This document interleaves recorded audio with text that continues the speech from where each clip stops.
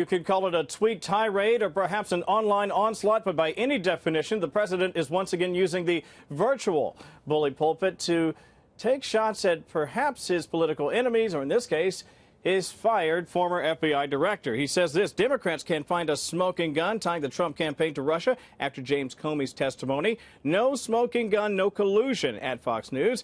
That's because there was, all caps, no collusion.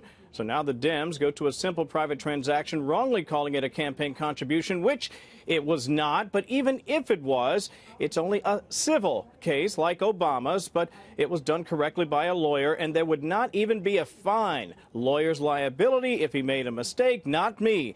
Cohen, speaking of Michael Cohen, his former fixer, just trying to get his sentence reduced, all caps, witch hunt. Now, this comes after Comey's behind closed doors testimony before House lawmakers, about which the president criticized Comey's faulty memory.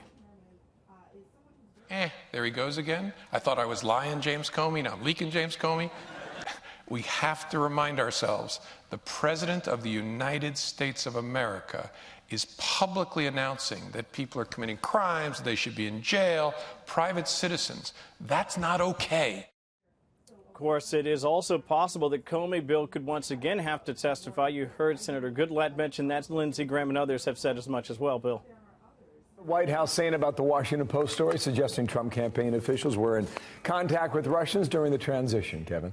Listen, on the record, Bill, they're not saying a great deal. Off the record, they're sort of trying to poke holes in some of the reporting that you've seen out there, in particular in the Washington Post. I want to lay it out slowly for the people at home who haven't had a chance to sort of wash in it the way we have inside the Beltway.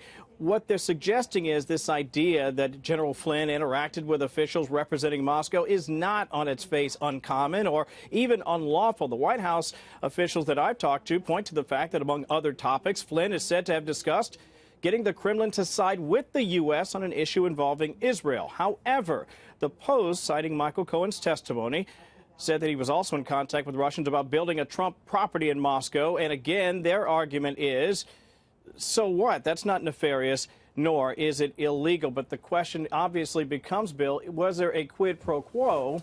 And that is yet to be proven. Bill? All right, one more question for you. What's the latest on a new White House chief of staff and that search, Kevin? Yeah, a real surprise over the weekend. A lot of people felt like it would be Nick Ayers, the vice president's chief of staff. He is very, very highly regarded here in the nation's capital, and in particular here at the White House. Very strong reputation, but he didn't want to commit to working for the Trump White House through 2020, and so that leaves the outgoing chief of staff, John Kelly, in a bit of a holding pattern, waiting to get his replacement up to speed. That is, of course, depending on who he is or she is.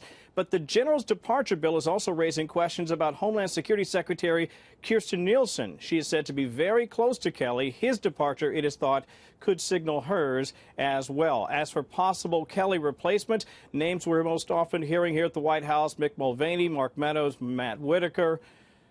A trio there, all qualified. We'll see what, if anything, the president decides to do in the day ahead.